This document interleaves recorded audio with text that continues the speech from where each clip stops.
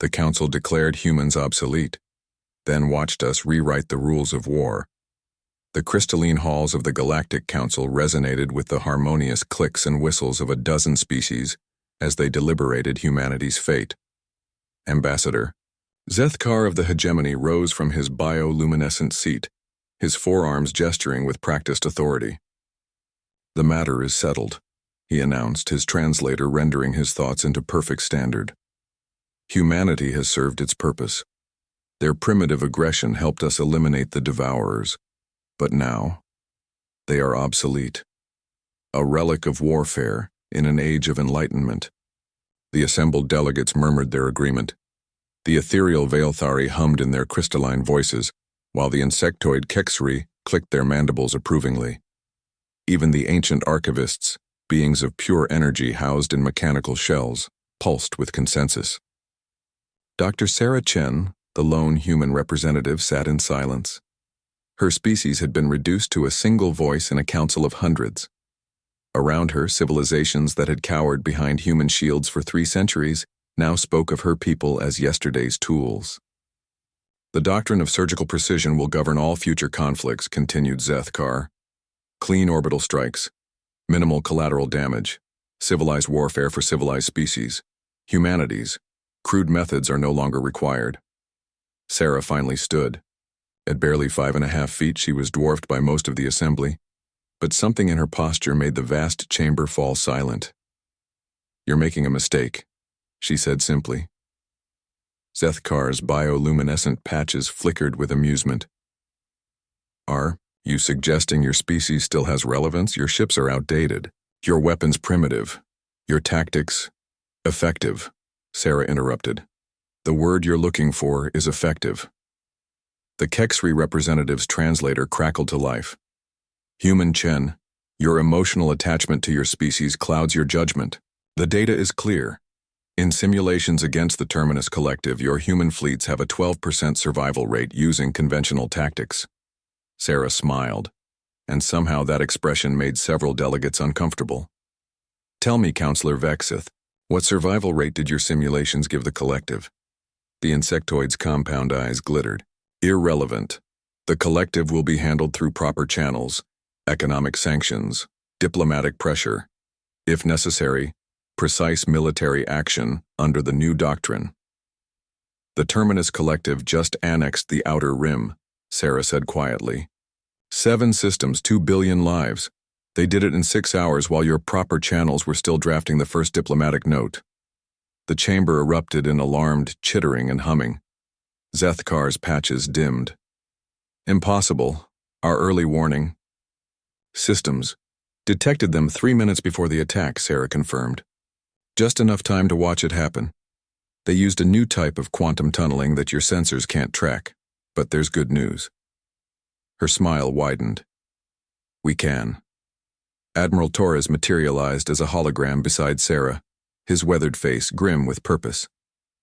"The human fleet has been tracking collective movements for the past month.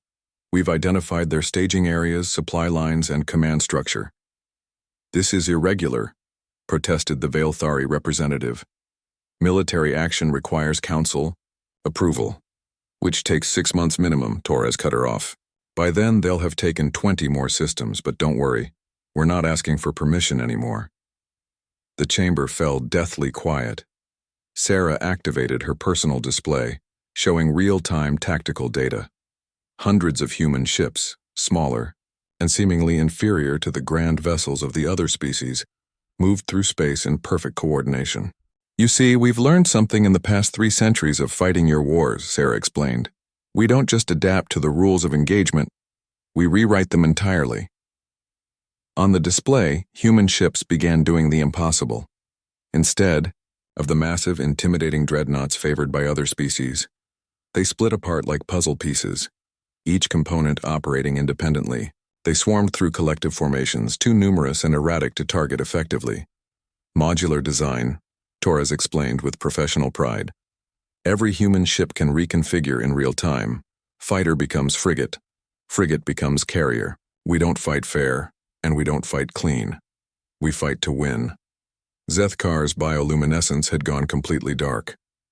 The collective has shield technology that requires a stable target to lock onto, Sarah finished.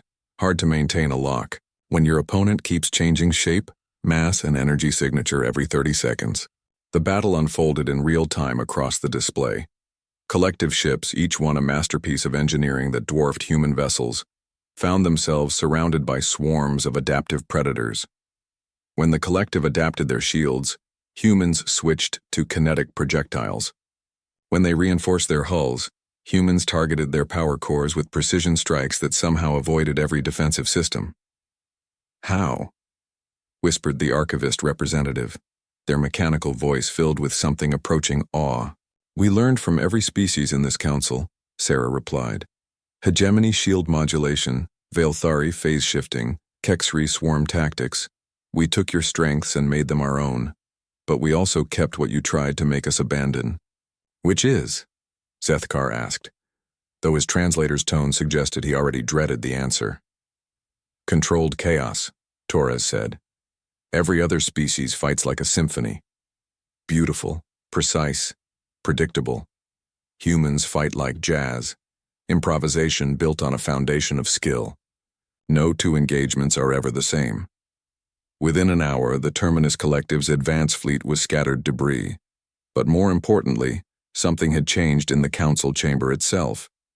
The delegates who had spoken so confidently of humanity's obsolescence now watched the tactical displays with new understanding. "The collective will retaliate," the Kexri representative said quietly. "This will mean full-scale war." Sarah nodded. "Yes, it will. And when it comes, you have two choices.